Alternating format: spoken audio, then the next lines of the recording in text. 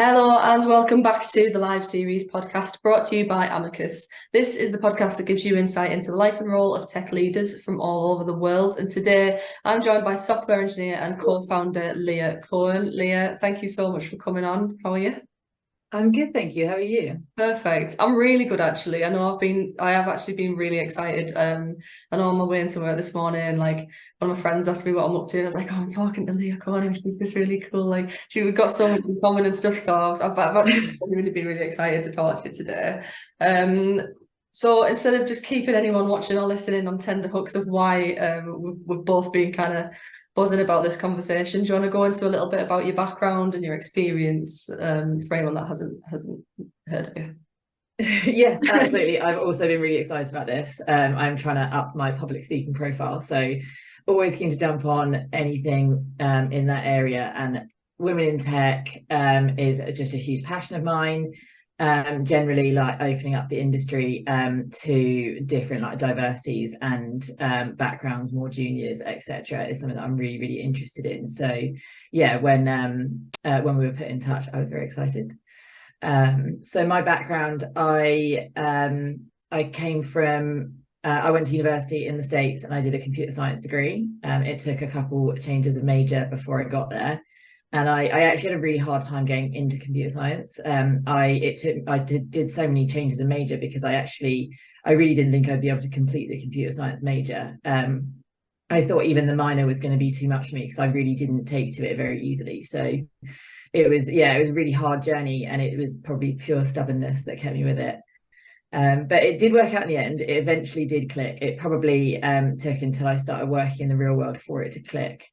But it was a tough journey in, and then like just kind of eventually found my feet. And I actually was a competitive swimmer when I was younger, so I know how to push myself unnaturally hard.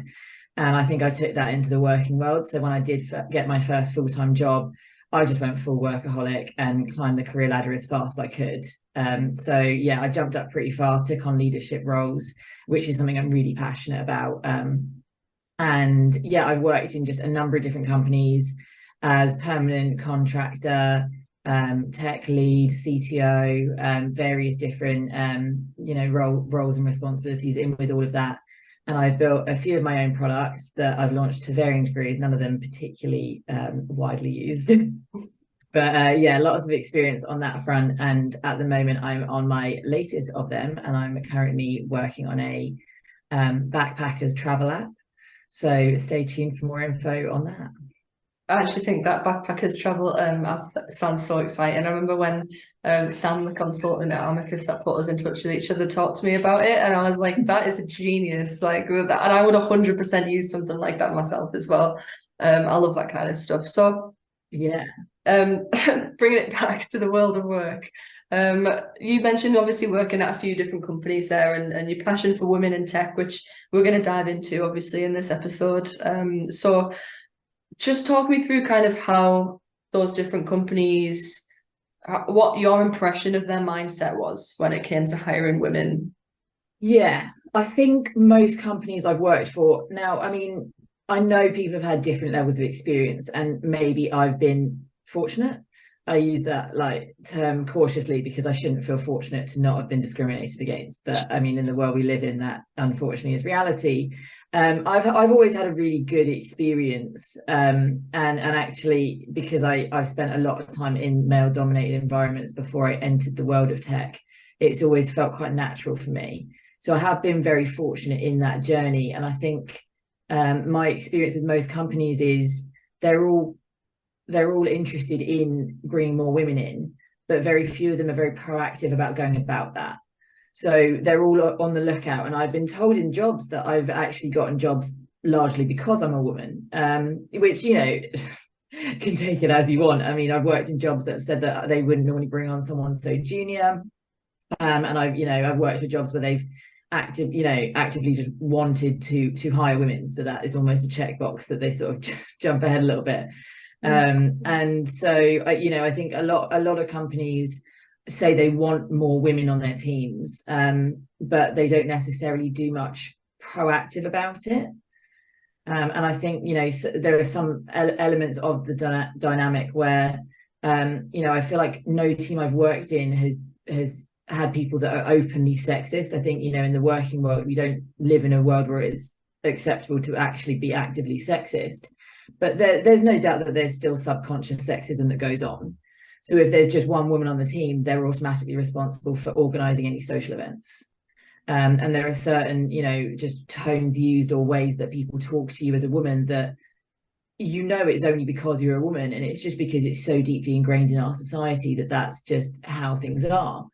I think if you combine that with the fact that there are so few women in the industry and in these teams, if you're not as comfortable as I am around like only men, then it's going to be really daunting to go into that. So, you know, if you're hiring and you're saying, yes, I would like more women in my team, but you have 0 women, it's going to be pretty difficult to attract women. So, you know, it does take really like a lot of proactive work. And I think you've got to really commit to, you know, bring in a number of women and make that clear to people in that like interview process. And I certainly haven't worked anywhere where that's been like a really big priority. Yeah, I totally agree with you. And I think it's interesting as well. I think you're absolutely right in terms of it really hits home when you. It was funny when you said that it's kind of assumed that you'll have certain responsibilities that are not in your job description because you're a woman, and that is kind of the hardest hitting thing I think in the workplace, because I think it's safe to say that that is so common. It's not a rare thing at all, and it's definitely something that a lot of women maybe sometimes even don't realize they're kind of almost putting up with. Because I'm not saying that no one enjoys it or whatever, but it's definitely there, and it's almost like, you know, we have come a long way. Like you said, it's not like it's acceptable to be openly sexist in an office, but it's almost like sexism has got this unconscious bias now. So it's almost kind of like sexism in stealth mode, where but it's professional at the same time, and it is there. It's still definitely there, and it is there. And it, like I said, it's so subconscious that people don't even realize they're doing it. Like, I think if you call someone out on it, they'd probably take a step back and say, oh, you're right, I just hadn't really thought about that, I hadn't really considered it. But I think we're just so used to those gender norms that we don't even realize we're doing it. Yeah, I agree with you there, definitely. And I mean, I'm lucky here at Amicus. It's not like that. I definitely, but I think, you know, if you've got I'm a one-woman marketing department at the moment, but I imagine for a lot of places, I might have been given several different kind of responsibilities or roles that I would have nothing to do with marketing, you know, because I'm kind of absolutely. I'm a woman. And I think, you know, back office women or something like that, or business support women definitely heed that sort of, I don't want to say burden, but like kind of, just extra stuff that definitely wouldn't be there otherwise. So what sort of obstacles do you think women face in tech specifically when trying to enter the workplace? I mean, I would say like the number one is that like sort of daunting aspect of being the only woman in a team. So I have a friend that has recently gone for a career change and is doing an apprenticeship program in tech, and she's interested in the more sort of data side than like web development. But she came from a sort of admin background, and she has been basically thrown in this very large team of like 15 people, and she's the only woman. And she said, it really has been a big adjustment for her. And I think, it takes a huge amount of courage to change careers, enter a world that you're unfamiliar with, whether that's, either out of university or further into your career. And just, that confidence in being able to be in that position when you are so, singled out and isolated, I guess, it is the hardest part, like knowing that you will be a minority when, before you even set out. It's really, really hard. Yeah, how do you think those kind of things can be smoothed out by companies? Is what specifically can they do? Yeah, I mean, I think like I sort of said earlier, I think the number one suggestion I've got is, if you're hiring for women and you're making that a priority, if you've got some gaps in your team, you really want to be able to say, I'm holding these positions for women. And I think you need to ideally start with more than one. So rather than just hiring for one new person, I think you need to commit to hiring 2 new people and say that they're both women. And when you're interviewing these women, make it clear to them that there will be another woman. You don't know who that woman is yet, but like you're committed to 2 women. You're not asking them to come in by themselves. And I think that's a good starting point, because as soon as you've got 2 women on a team, all of a sudden it's much easier to attract more women into that team. Yeah, I think that's absolutely right. I've been in big and small teams myself, and it definitely does make a difference having other women there. And I think when we spoke before, I said I was kind of similar to you in having grown up in a very kind of masculine sort of extracurricular activities in terms of, I know for you it was swimming, for me it was football. I played a lot of football, went to the football, watched not one of the best teams in the world every week, but they were up there a little bit for a while. But and you just get used to it, don't you? And it definitely rubs off on you in terms of mindset and into adulthood as well. And you just kind of forget that you've had that. I don't want to say advantage, but it almost acts as that, especially when you are one woman in a big team of guys. And yeah, I think there's definitely some points that companies could be addressing. Absolutely. I mean, I think, like men do work differently to women, and they do act differently to women, and you have to talk to them differently in different situations. So if you are used to having those conversations with men, it just helps. Yeah, I agree. I think we won't go into how differently or how to talk to men essentially, because that could be a completely different episode. Yeah. But I think I kind of know where your answer is going to go with my next question, but whose responsibility is it so that women can have the same opportunities? Yeah. I mean, I think that's got to come from the top down. It's got to come from the leadership teams, probably even higher up than the head of the tech team, depending on the company. As a company, you have to be really driven to opening those doors, and you have to be in a position where you're happy to just wait and allow it to happen. Like, if you're at the point where you're like, I need to hire 10 people in the next month, it's impossible. You need to be able to literally take the time. And actually, where I was slightly unfair earlier is I have worked in one company that was very female oriented, and actually it was the job I was in last year. I was working for a dance company that was all revolved around female empowerment. And the CEO, when she was bringing me on as the CTO to do the initial, sort of tech build, she was really, really interested in having a woman, because she wanted somebody to be building the product that would use the product. And so it was really important to her to get a woman, and she basically just waited. And she actually said she was close to give up, and just hire a man. And she thought that a few times, but she stuck to her guns and she waited it out. And I do genuinely think that our product ended up better for it. And I think, you really just need it to come from that top level. You need to be able to say, I don't care if it takes 6 months. I don't care if it takes a year. I will make those decisions, and I will just wait for those candidates. Do you think we're still in a world where the product matters in terms of who's building it? Yeah, I do. I actually think I think if anything, it matters more. I think women are by far the majority of our consumers, and they build significantly less than men. The amount of products that are for women that are predominantly men that are designing and building them, I think it makes a huge difference to have women in there. And I think obviously from a product and design perspective, but even when you're building it, because there are things that you notice as a developer once things are being built.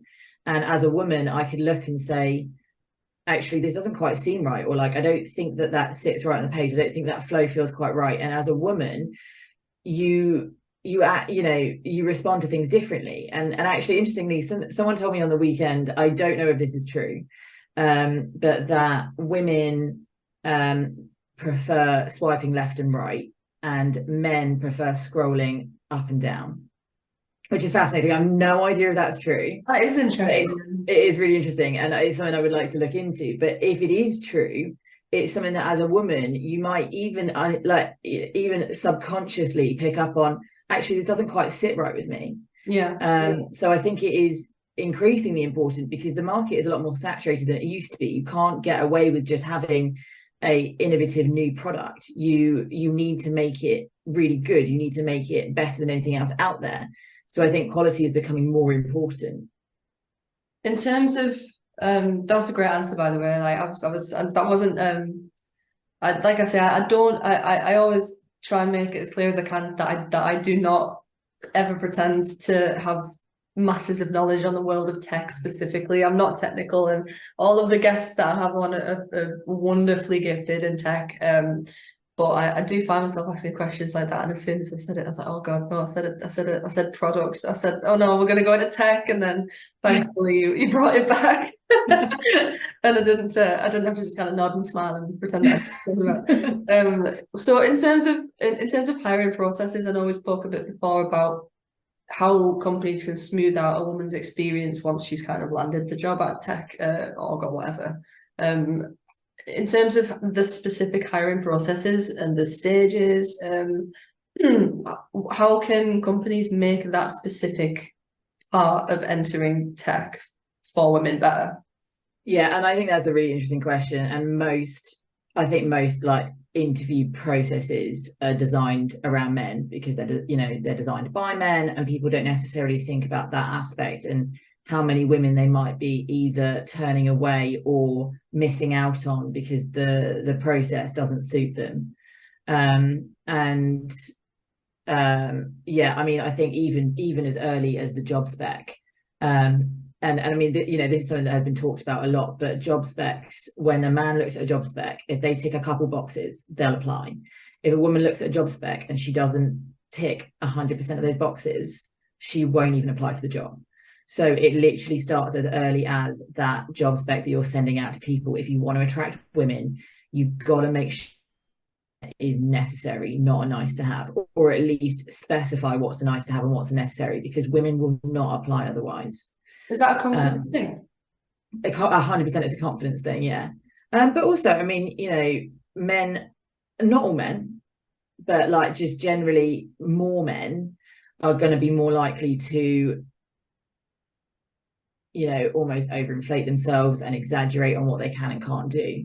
And women are very much more sort of pragmatic, and if I am putting myself forward, then I want to know I can do it. And it's that imposter syndrome of not feeling good enough. And yeah, I think men just naturally feel that less. So they're more comfortable with saying, I'm just going to say I can do that. And if it turns out I can't, I'll learn on the job. And I think for me, I actually got very lucky that I was so involved in hiring in my first job. So I actually saw so many people walk through the door that had very few boxes. And I saw them come in and be anywhere from very good to barely competent. And, I can just see how all those processes go. And I'm like, well, you know what? If they're confident enough to do that and walk through the door and they can get paid what I know we're paying them, I can do that too. Yeah, that's such an interesting take. I've never ever even, I mean, but as you said it, I thought, yeah, she's right. Like I've never applied for a job. I don't think that I've thought, oh, it'll be all right. Like I'll blag it or something like that. You do like analyze every bit and make sure. Yeah. Like you said, absolutely. I'm sure it's not just all men that kind of just go on a whim and try and wing it. But yeah, but I mean, I think it's about winging it, isn't it? It's just about. No, well, and I think it starts there. So it really starts in that, like, who are you getting through the door to begin with? But I think my best recommendation for like the rest of that process, like once you've got them in front of you, whether that's on the phone or in person or however you're doing it, I think the biggest suggestion I've got for anybody looking to hire is introduce flexibility into your process. Because whether it's, this is not restricted to men or women, this is like anybody with a different type of personality. If you're designing one quite rigid process, you will lose out on people that are very good, that either choke when it comes to whiteboarding sessions or freeze up when you ask them like, quick fire questions or whatever it is. Like, understand what it is that you're trying to get from them, understand what it is you're trying to assess, and understand what it is you're missing in your team. Because actually people get so focused on direct experience. Realistically, what we all want to know from a tech perspective is, can you solve problems and can I work with you? Because actually, quite frankly, the rest of it, you can probably teach them. So, depending on their like level of experience, obviously it just varies where you slot them in. But I think looking at people's personalities and looking at how they approach problems and how they deal with, whether it's high stress situations or conflict, I think those things are much more important. Like, look at your team, look at what different personality types you've got in your team and identify what's missing. because I think you're going to start to get a lot more out of these processes if you stop just giving them an arbitrary tech test and start really identifying who that person is and if they'll be an asset to the team. Yeah, I think such an interesting point that you make, especially I was talking to Sabine Casey, who was a guest that I had on previously last year, and she's a mum, and she found herself at one point with like 6 tech tests to do and look after her 2 young boys, and it's like, And probably hasn't left her previous job. yeah, literally, they haven't been thought through. Like and it. I don't want to use. I feel like exclusionary is quite a strong word, but in terms of just thinking it through, and I really like what you said there as well about it is a little bit more black and white than I think a lot of people make out when it comes to hiring.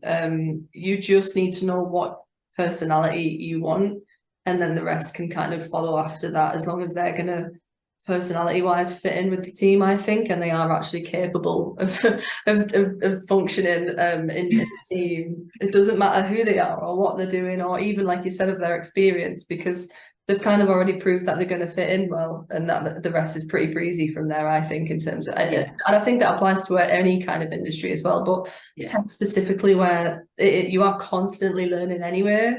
Yeah, totally. And I just think that's a really, really good point.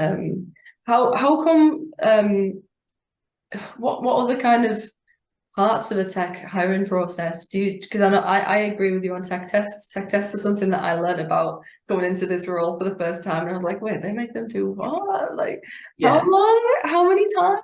Like, and it's you know, it's not something that you have to do in marketing necessarily, that, you know, not in my industry, but are there ways of kind of bending those things if an employer or someone hiring was really kind of dead set on, say it's a huge company and they kind of have to, you know, implement some sort of either testing, or that, you know, that there's a little bit more red tape around their hiring process? How can the person physically doing the interview approach interviews in a way that either relaxes or somehow just makes it less about the fact that they're a woman interviewing for a job that wouldn't necessarily be considered for? Totally. I mean, I think going back to your point about having 6 tech tests, which probably all involved building a new product from scratch, basically, which, I mean, in fact, I find nuts. Like, how often do you walk in somewhere realistically when you're building something literally from scratch? Like, most people are interviewing, having, you know, basically just looking for people to pick up tickets.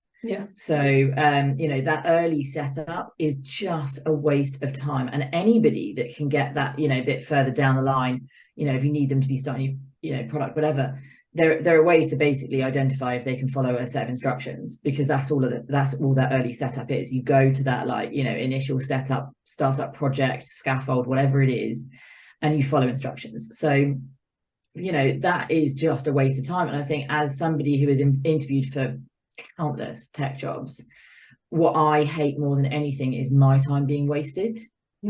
So as a candidate, I really value when a company has put in the time and energy themselves to make sure that my time that I'm giving them for them to assess whether I am the right person for the job, you know, have they basically put enough together that all of my time is time well spent rather than time wasted. So I think, you know, that's what to keep in mind the most. Like, you've got to do the work if you're expecting your candidates to. And you know, I think probably my favorite you know, interview process that involved a tech test was basically, it was for a Python job, and so the first part of it was basically just writing some scripts. So I just wrote some scripts. They're quick and easy. There was no setup, no nonsense. It literally was, can I write some basic Python code, and how do I think about solving problems? And then they brought me in for part 2, where we basically added some tests to it and added some scenarios. And that was a pair programming kind of exercise. So it was more back and forth. And I think that was much more productive, because none of my time was wasted. It was all useful. We used that work I'd already done to do part 2 of it. And part 2 of it involved collaboration, which again is probably the most important part. Like, can you work with them? So I think, yeah, like, basically just anything you can do to make sure that 100% of their time is worthwhile. Yeah, because it's not even like you're doing anything kind of for free for them that they're going to use, or that they're going to kind of benefit other than just learning about you. Yeah. And like you said, like you're there getting integrated into the team. You're also producing something that is useful to everybody. Like it just made that's a great process. I think that sounds really constructive. Yeah. It's a great answer. So this is a pretty broad question, I think. And we've probably covered a couple of the points, but I'm going to ask it anyway, just because I think it is really important. But the tech industry, I'm referring to it as a kind of body, but let's pretend it's like a person. What can the tech industry do to raise the confidence of women either entering or who are already in tech? Because I feel like confidence is not necessarily an issue, but definitely something that is playing a role. No, it is. It's massive. Confident, like lack of confidence is huge. And again, like so many of these processes knock people's confidence. And actually, I mean, I think the other thing is like the lasting impact that it has on women when their confidence is knocked is just colossal. Like, yeah, like, you know, men are designed to just pick themselves back up. And actually, like, I mean, I talk about this on like every public speaking thing I do now, because I watched a TED talk where this woman was talking about, you know, exactly this, like why we struggle so much to have like, you know, confidence for women in the tech industry, and she basically argued that it all comes down to how we raise girls versus boys. We raise boys to be resilient. Like if they fall over and hurt themselves, we say, yeah, good job, get up, do it again, hurt yourself again, you'll get better, like whatever, like, you know, cry baby. And we're harder on boys than girls, whereas girls, we teach them to be princesses and to never do anything where you get dirty or you get hurt. And like if a girl fell over and hurt herself, you'd be like, oh my god, are you okay? And it's just such a drastically different way of raising boys and girls. And so when you're in the industry, girls are naturally inclined to not be confident and to not want to fail. Like we're not taught that it's okay to fail. We're taught that you have to be perfect. So I think, you know, everything that you do, you've got to break it down and like pull away from this idea of just, you know, fail, try again. And I mean, you know, in some ways that's a good attitude, but we've got to recognize that girls aren't used to that. So we have to, you know, rather than it being even called a test, it's got to, you know, you got to start looking at ways to have these exercises be different, where you don't feel like you're being judged. And like, I think, you know, most candidates don't appreciate that an interview process is designed to go both ways. Like you're interviewing them just as much as they're interviewing you, and they have to make a good impression on you as well. So, you know, I think again, it's just that responsibility from the company to be looking at the way they're designing everything, looking at the language they're using, and build women's confidence up. Like you can do that in an interview process. You can, you know, bring people in to do paired work. You can have phone calls with them where you're encouraging. Like you don't have to be intimidating. You can be encouraging and welcoming, and like, you know, you want the candidate to have enjoyed their experience with you, whether they end up working for you or not. Yeah, I think that point about the way that men and women are raised, it definitely, this whole podcast isn't kind of just bashing men in tech and like kind of saying that it's all their fault that there's not enough women in tech, but it really is kind of rooted in certain mindsets, and there is no denying that men and women are wired differently from a very Absolutely. young age, and it is definitely contributed. 100%. No, and I'm not saying that it's men's fault by any means. Like we were all raised that way. We were all, you know, born into a world that is that way. So it's not men's fault, but it is men's responsibility to change that. And if they don't, and if they ignore all these nuances around the way that we interact with each other, then it becomes their fault. Yeah. Yeah, I think if they begin to kind of encourage it, I think even not acting is a sense of encouragement almost for any sort of like we said before, kind of stealthy sexism, like any unconscious bias or anything like that going on, and it isn't kind of called out, then you're not really doing your bit.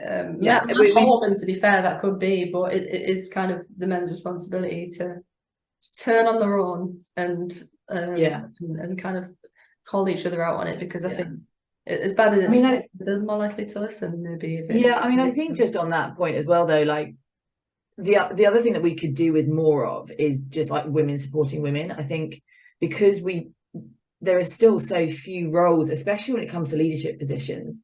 Like, we need more companies to, again, just commit to opening up those roles and those opportunities for women, so that we don't feel like we're competing with each other. Like, there are just as many women in the world as men, and there are very, very few women in leadership positions, which makes us feel really competitive and defensive. And I think, if we can start breaking that down and making sure we've got those opportunities, those seats at the table, those commitments to introducing more women at the right levels, then women will stop competing with each other and they'll support each other. I totally agree with you. I think it is kind of, we are pinned against each other when the odds are against us. We're almost kind of divided at the same time, instead of, we could all do with more unison, I suppose. Totally, yeah. But you are right. I think so. I normally ask this question, but I'm going to ask you the question and then ask you a second part to it that I think is applicable to this episode. So what I usually ask is to describe yourself as a leader in 3 words. Have you got them? Yeah, I remember reading this and I thought about it, and I'm trying to remember what I thought about. I would say understanding, flexible, and open. Yeah, I think that they're great qualities to have in a leader. I would That's what I definitely try to be anyway. in a role with those kind of traits. To be fair, I think I might just shot myself in the foot, because I have a feeling you're going to say the same 3 things. Can you also describe 3 kind of qualities or 3 words that would make a great leader, but a leader for women specifically, either in tech or entering tech? I think the number one quality that I would say is really important for leaders is flexibility. I think everybody is really different, and when you're looking at candidates or people that are working for you, every person is different, and as a tech leader, you have to be able to identify whether somebody's uncomfortable or comfortable or nervous, or if they're underperforming because they're just really apprehensive and they can't remember any useful information, or if they're actually just bullshitting you, very overconfident, so it seems like they know what they're talking about, but when you drill down to it, actually, in fact, they don't know anything. So I think, like, something that I personally find really interesting, like, there's so many tech leaders that are good on the technical side but have no real ability to lead from a people perspective. And we as an industry, those are 2 such different skill sets, and we're so focused on how important it is to have the technical skills. We actually don't even really assess the people skills, and we put people in these leadership positions that have no real leadership skills. And for me, if so much of what people like about technology is problem solving, and after having worked in as many companies as I've worked in, on as many products as I've worked on, you end up just solving the same problem time and time again. I mean, it might be a different product, it might be a different team, but the actual technical problems become quite repetitive. Whereas for me, my experiences with people is no 2 people are the same. And I find it just a fascinating task. And I coach swimming as well, and it's the same in that. Is what really excites me is understanding each and every person and solving problems with them, solving problems for them, and really identifying what it is that makes them tick, how they work best. And it's the same in the hiring process. You've got to be able to identify the person that's in front of you and adapt that process to suit them most. And we're all adults here, so when it comes to hiring and when it comes to managing people, talk to them. They'll talk back to you. Give them some options. Say what would make you most comfortable out of these 3 approaches, and let them talk back. Even my 11-year-old swimmers can do that, so our 30-year-old employees absolutely can. So I would say that flexibility, adaptability, and just really drill down into the personality that's in front of you. Yeah, I like that. Just kind of take everything else away and just listen to them, and actually listen to them. Don't just ask for the sake of kind of letting people hear like, look, I'm interested in my team. Yeah, and I think like any like, leader that comes in and says this worked in that company that I worked in, okay, that's well and good, but that company was a different company, it was a different product, it was a different leadership team, and he had different employees. So it might have worked there, but that doesn't mean it will work here. Yeah, exactly that. You need to be, like you say, adaptable and super flexible and open-minded, I think, is a great one for just any kind of leadership role. But maybe if someone is a man who is in charge of a team that has women in it as well, I think open-mindedness is super important too. And again, like, you know, if you're a man that has been managing people in the same way for quite a long time, it takes quite a lot of like introspection from the leader as well to say, like I've actually, you know, I've been managing men and this works for men, but I don't think this is working for the woman. Like it takes a lot to like recognize that, and again, like, you know, adapt based on that. Yeah, and it's very much easier said than done, I think, being so introspective, especially in a professional sense. Like you just always want to like kind of trust that you're doing a good job, and you don't want to kind of hurt your ego a little bit. Not that, you Absolutely. know, in tech, like super. I know, but I mean, you're so right, and like, you know, as somebody in a leadership position, especially if you feel like you are faking it or that you have blagged your way through in any way, that like imposter syndrome can make you really defensive. And it can make you really like you know, defending your actions. And actually like the best, I mean, oh God, I'm not going to sit here and pretend that I do this all the time, but it's how I aspire to be. I've made plenty of mistakes over my career, but you know, like being able to say, actually that was a mistake, actually I didn't act appropriately, actually that person really just did not respond well to how I treated them. And yeah, it's just about like recognizing that, and then you know, adjusting how you are as a result of it. And I mean, I'm the first one to admit I've gotten extremely defensive through different parts of my career, and it, you know, as we talked about a lot, it usually boils down to lack of self-confidence. Sure, I think it can be a little bit of a cycle, but once you actually get into that cycle, it's a great way of working, and you know that you've created an environment for a team that actually works, because you might not have any clue whether things are going great, especially if you're just into a leadership position or you're kind of new to a management or leadership position. It might take one of your team like kind of coming to you with an issue, or something will trigger your introspectiveness and you suddenly thinking, oh, am I doing a good job? And then you can try and fix it, but you need an environment in the first place where your team feel like they can actually bring that issue to you. So it's exactly to create that environment. So you can go and find a way to be approachable. Yeah, so it is the leader's responsibility essentially to create that environment first, and then once you've got that down, I think that's a really good way of functioning. Totally. The basic. And like, you know, it's one thing to say that you're approachable, but you actually have to be approachable. Like if somebody approaches you, you have to just let your guard down, whether you agree with them or not.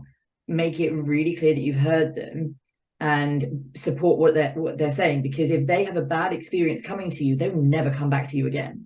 Yeah, exactly that. And then you don't get to the next points of it, of being introspective and being essentially a better leader, because you're not being triggered by anything, because your team can't come to you with anything. So totally. And it's really hard and uncomfortable, like especially as Brits, like we find it really uncomfortable to have conversations like that. So if you know, if somebody actually has the confidence to come to you and have that conversation, like, you know, you got to just swallow everything that you're feeling and be really supportive so that they want to come back to you again, even if it hurts you. Yeah, and you want to be, I think you don't necessarily instinctively admire someone who is saying something that could potentially look like criticism, but you do essentially have to do that, because that person isn't doing it to try and get praise of like, you know, look how great I am, I don't think great at your job kind of thing. But it's definitely there, and creating that environment in the first place is what's needed. So I think we are actually running. I've never actually like run out of time on an episode before, but I think it's a very good thing that we have nearly run out of time, because I feel like we could have done another 2 or 3 full episodes on this as well. But I do have one last quick question for you, and that is, again, we've probably covered a bunch of it already, but what advice do you have for women looking to get into tech? Oh, just stick with it. I mean, stick with it way past you feel like you should give in. If I hadn't stuck with it for a long time past that, I never would have got here. And actually, I mean, I feel like I've had a great career so far, and I can't wait to see where it goes. And for me, tech was like such an incredible industry to get into. I mean, I don't know that many job or career paths that allow you to work in as many different industries as tech allows you to, and it opens up so many doors, so many options. And yeah, I mean, just don't give up and look for help, ask for help. There are plenty of people out there, there are plenty of women out there that want to support you, that want to support more women in general, that want to support just any people looking to get into tech. So please reach out to me, reach out to anybody you can think of. I think you'd be surprised at how many women in tech would be more than happy to talk to you and support you through that journey. That's amazing. I love that, especially stick past it or way past you think. Way past. It probably will eventually get better. Yeah, redefine sticking with it by totally sticking with it. Yeah. Thank you honestly so much, Leah. It's been genuinely a really fascinating episode. I think I've got my questions here in front of me, but I've derailed the whole kind of each question. I kind of just took a little bit further because I was really interested in what you had to say about it. So thank you so much. If you're watching on YouTube, you can hover over the logo in the corner. I think it's there, or it might be there. I never get that side right. You can hit subscribe to go and check out a bunch of our other episodes as well, and webinars and roundtables. Follow us on Instagram, Twitter, Facebook, LinkedIn, and TikTok at Amicus Jobs. And head over to our website, amicusjobs.com, as well, for literally everything else that we do. I normally list that off, but I just don't want to this time. I think we're going to leave it. Because if you go to the website, you'll just find everything there, amicusjobs.com. I've just taken on 2 new languages as well, which is super interesting for someone who is not technical at all. So we used to do Golang, JavaScript, and Python, and now we do Rust and machine learning as well. And I'm learning a lot, Leah. I'm learning a lot. I love it. Something that I don't know much about. So you can go over to the website and find out all about that. Leah, honestly, it's been brilliant. I'd love to maybe catch up with you in like another 6 months or something and get an update on that travel app as well, and we'll touch base again. Yeah, thank you so much for having me on. I've absolutely loved it. No, perfect.